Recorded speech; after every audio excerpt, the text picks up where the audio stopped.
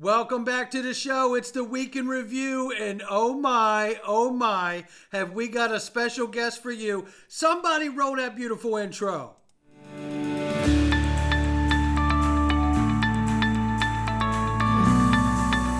Digital Perspectives with Brad Kimes. Come on in.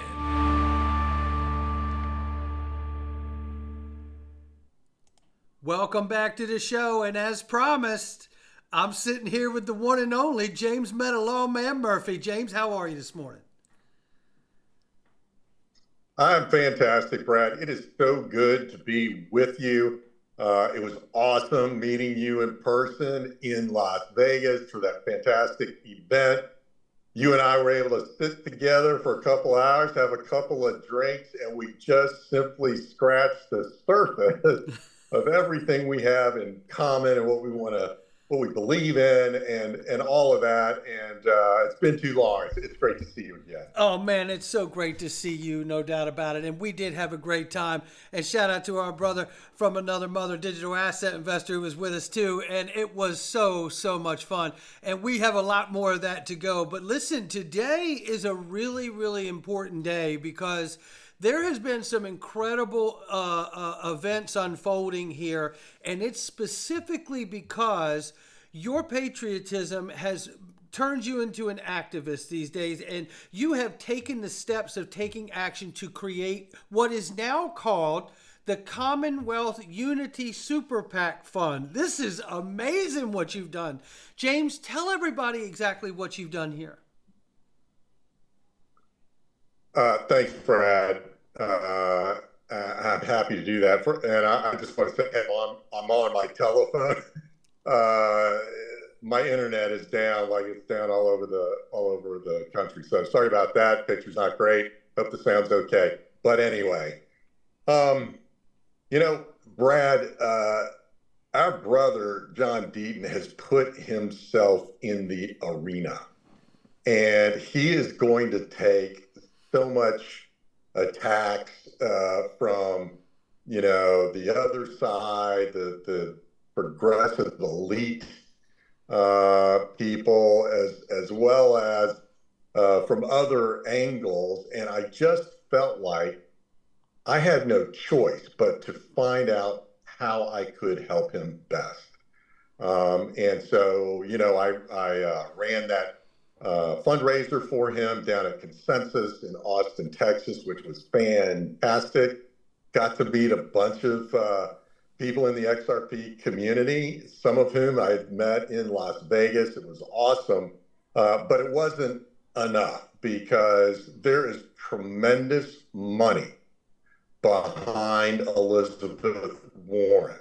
There's always tremendous money behind the entrenched incumbents, and so knocking off an incumbent in a place like Massachusetts is difficult, but John can do it if one thing happens, and that is that we get the resources behind John to get his message out to the good people of Massachusetts, because everybody who hears what John has been through and what he has overcome automatically wants to not only vote for John, they want to physically embrace him. If you have seen John in a crowd, people love him because he understands. All of us have challenges in our lives, whatever it might be. A loved one who's got addiction problems or, poverty, inflation, whatever it might be, he's been there. He understands in a way that Elizabeth Warren could never imagine the lives that people have and that are the working class and the working poor. We're making decisions between paying the rent, buying food, buying medicine, getting shoes for their children. And John gets it. And he will fight for all of us, and he'll fight for freedom, which is really a front and center issue right now. So therefore, when I saw the huge advantage that Elizabeth Warren had, I felt compelled to do something to help. And so I funded this Commonwealth Unity Fund, which is a super PAC, to raise a lot of money to support John and defeat Elizabeth Warren. To no one's surprise, the management of Ripple were the first ones to step up. And by the way, it's a little intimidating, to say, yeah, I'm going to put up $1 million to defeat Elizabeth Warren because she's the most powerful senator in the United States Senate. And so it takes guts. But none of us are surprised that Ripple did it because they've already shown guts that they're willing to take on the most powerful force on earth, which is the United States government. And they fought for years and they're winning.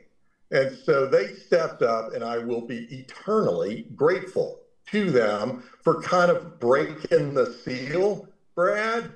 So that happened pretty recently. And then just yesterday, Cameron and Tyler Winklevoss stepped up and contributed $1 million in Bitcoin to our super PAC. I'm extremely grateful for those guys. And Tyler Winklevoss not only contributed, but he wrote this long statement of, really an indictment of Elizabeth Warren and her leadership, in quotes, over the years. And it was a masterful job because it was rooted in fact. And he explained why they were supporting John and why they believe, and these are really, really smart guys, they believe John can win. They don't throw away $1 million of Bitcoin. They invest it where they think it's going to pay off. And I agree with him. I've invested my own money and time. And so it was absolutely thrilling. You, many others amplified that message. And I'll tell you, for a few hours there, crypto Twitter was on fire with excitement about, wait a minute, John is going to have a war chest behind him to compete here. And the optimism and the momentum is really off the charts. It really is. And look, and obviously a huge thank you to you for being the patriot you are and standing up. Because look, this is really about the entire country. And, it's a real keystone spot to talk about Massachusetts and the fact that Elizabeth Warren happens to be the most powerful senator in power right now. And John can beat her. And people need to understand that. Just like you said, Winklevoss twins, they're not putting that money out behind for no reason. Ripple are fighters. They're not putting that money behind somebody that is not a fighter. So when I look at this, I also want to remind people of the clear understanding that the recent meeting that took place in D.C. with the White House official attending, and it had Dante Disparte from Circle, it had Danelle Dixon from Stellar, it had Ripple there as well, Brad Garlinghouse, and some other players there. Mark Cuban was there. I would encourage all of them to know, no matter where they stand politically, the total summation of that meeting was that the White House is not going to change their position. That is the takeaway. We've learned that from the Digital Chamber. We've learned that from all the members that were attending that thing that have reported back. There's no change from the administration. So if you think that backing Elizabeth Warren and the current administration is going to get you some favor somewhere down the line, you can throw that out the window because it just isn't true, is it, James? You're absolutely right. And I got to say, I just loved the message that Brad Garlinghouse put out immediately after he walked out of that meeting. And basically, you and I love music, and I read what he wrote, and the Who just came into my head, the translation into the Who song, "We Won't Get Fooled Again." Yes. No. And so he was nice, about it's great to get together, thankful to Ro Khanna for organizing it. Of course, Ro Khanna is the guy who voted against repeal of SAB 121, and he's supposed to be this pro crypto guy. But in any event, I loved Brad's message. I do believe it's good to talk to the other side, Yes. And have a dialogue, because we need that. We need this to be a nonpartisan issue. And when you watch media around the world, they're all scratching their head like, how in the world did this become a partisan issue in the United States? It's about innovation and smart regulation to encourage innovation and to restrain fraud and protect customers.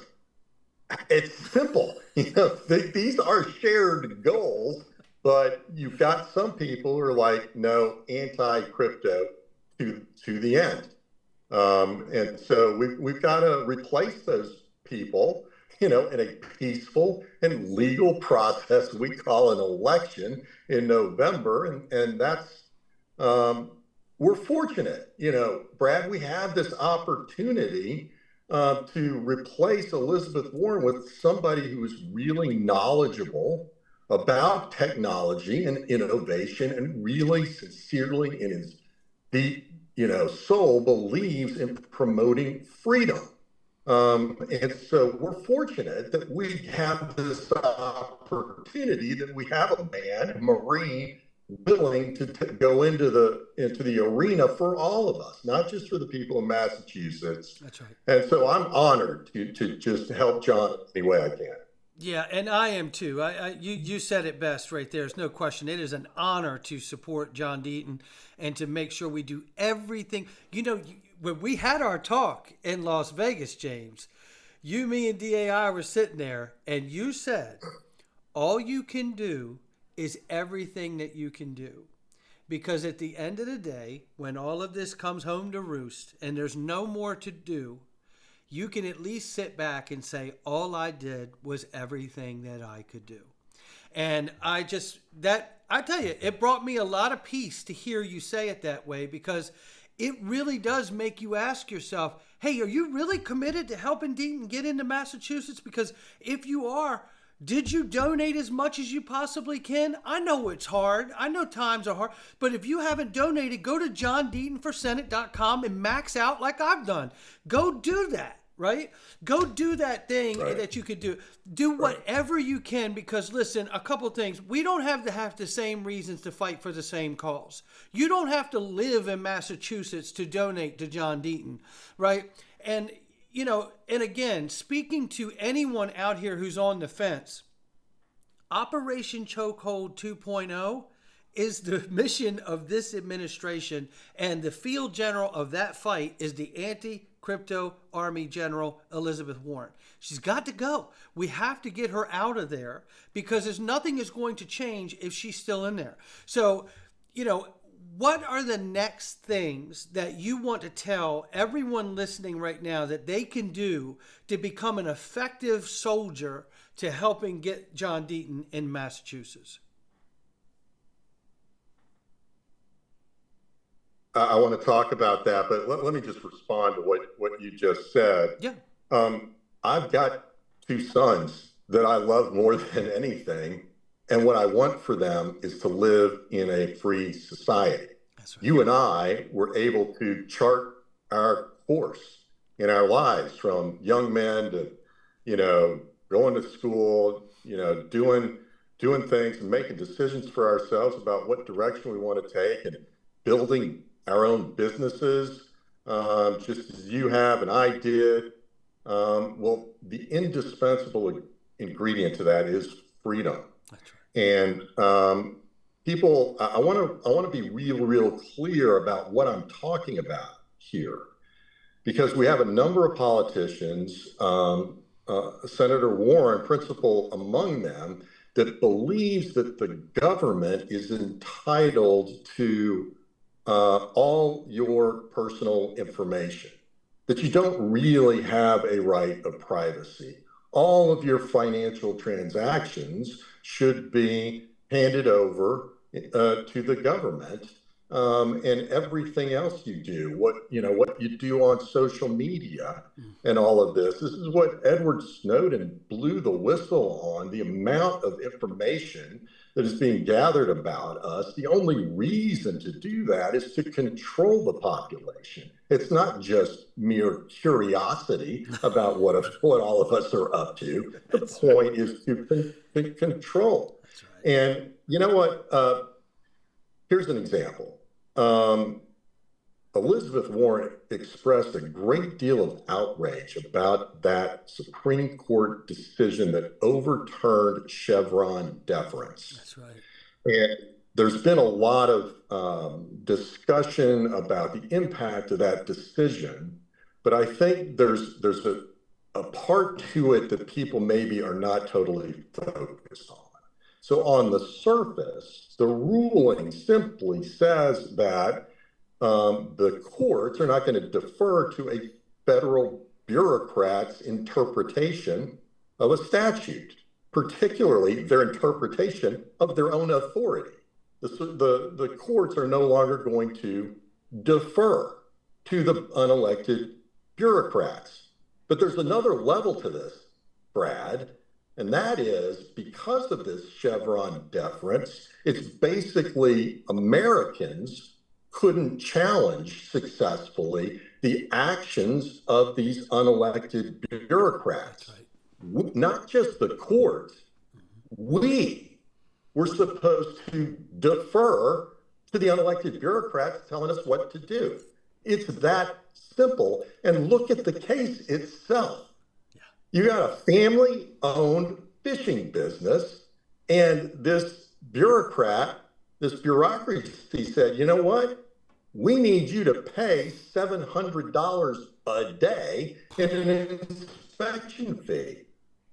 And this bureaucracy said this with no authority from Congress to do that. And Elizabeth Warren believes strongly that the fishermen that own these businesses must defer to the bureaucrats because they know better than you do. They are the authority. You must defer, you must submit, you must obey. That is what this case was about. You must obey what the government tells you to do, even when there's no authority from Congress.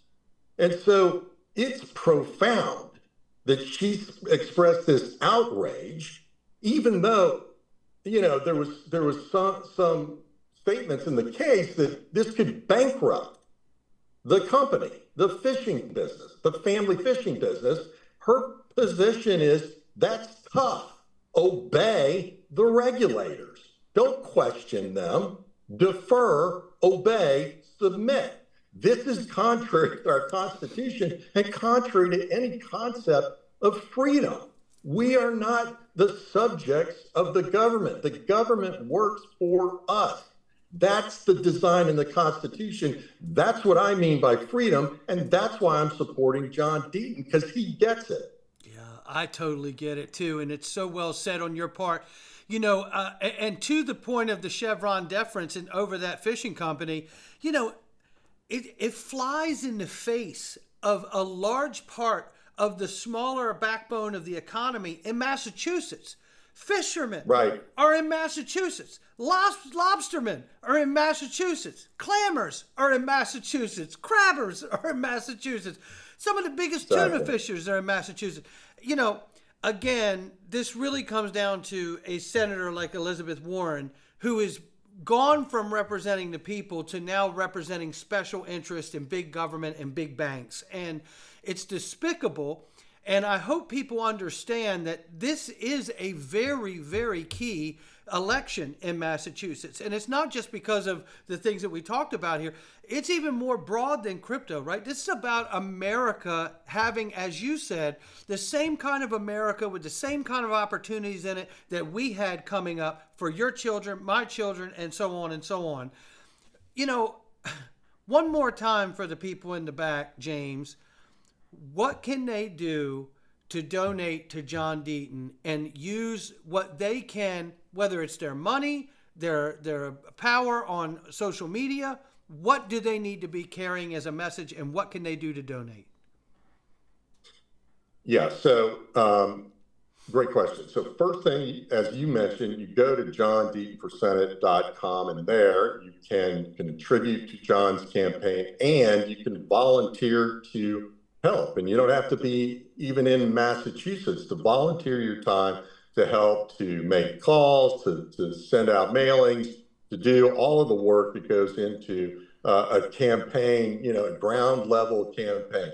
Good old-fashioned campaigning and meeting the people where they are. Don't you love those videos of John out there, at the, local parade or whatever? And you know what does not happen there, Brad? He doesn't run into Elizabeth Warren there. She doesn't interact with the people. She's above the people.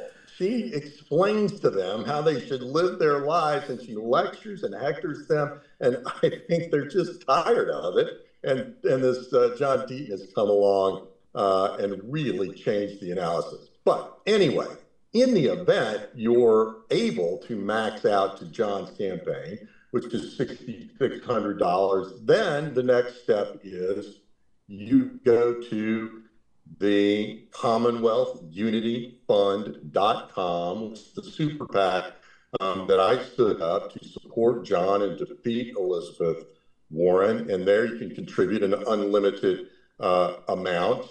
But also think about your company. Your company, unlike the John Deaton campaign funds, which are individuals only, super PACs can accept contributions from companies, with a few exceptions, like federally chartered banks and foreign companies and contractors with the government. They cannot contribute to super PACs. But regular companies in America can do that, and many of them have their own PACs, and so PACs can contribute to PACs. Mm-hmm. So people, if you don't, I totally get it. This economy we have, you may not have thousands of dollars to contribute, but you can talk to your company about considering contributing to John's campaign through this PAC. And then, on social media and elsewhere, just spread the word. Write letters to the editor. If you're in Massachusetts, get involved in community organizations and tell your neighbor. They have got to read this book, Food Stamp Warrior. I have yet to run into a single person who has read that book who is not excited about supporting John. So do all of those things and amplify the messages that John is sending out every day about him working out in the field, and all of these gatherings, meeting with the veterans and talking about the problem of illegal immigration and how it's affecting the poor, the working poor in Massachusetts. Just amplify his message, because that's all that needs to happen, is that people hear and they're going to embrace John and his message. No question about it. And I want to add to that call of action for everybody that if you post on social media, whether it's Facebook, Instagram, Twitter, or wherever you go, please tag Elon Musk, Patrick Bet-David, Lex Friedman, Joe Rogan, Jamie Vernon, who's Joe Rogan's assistant. Tag all of these people and ask them to have John on their show, or Elon to take a look at him, because these people, they get what's going on out here in this world right now. And if they see John and they understand what John's about, as we all do, because we know what John is a born leader. And I think, James, you and I have talked about this. I think everything adversity-wise that John has gone through his entire life is to prepare him for the fight that he's in right now. And he is going to win, and we're going to make sure that he wins, because I won't entertain another notion. All you can do is everything that you can do, and I'm going to make sure that's what we do. And at the end of this all, Brad, we are going to have the most epic victory party on the evening of November 5 that anyone can imagine, because this will shock the world, baby. And I'm just really, really looking forward to it. We're only about 100 days away. So it's coming. The momentum is building. So grateful to management at Ripple. So grateful to the Winklevoss brothers to kind of break the ice. And now's the time for more money to pour in to kind of balance this thing out, so John has a fair shot to get his message out there, and the people of Massachusetts are absolutely going to embrace him. There's no question about it. And anybody listening from Massachusetts, I want to remind you, there's another candidate up there in Massachusetts, and his name is Ian Kane. And I want you to know that he is the Nikki Haley of Massachusetts. He is a Democrat plant that has been put there, I personally believe, because of Elizabeth Warren, because she's that scared of John Deaton. That's how big a deal John Deaton is. He's the next senator of Massachusetts. Write it down, everybody. That's where I got it. James Murphy, thank you so much for being here today, my friend. Thanks, Brad. Always great to be with you. And I want to come up the road. I'm in Richmond, Virginia. I want to come up the road and have dinner with you and your lovely bride and spend some more time together. It's always wonderful. Oh, we're going to do it, James. No doubt about it. Thank you for being here. We'll catch all of you on the next one.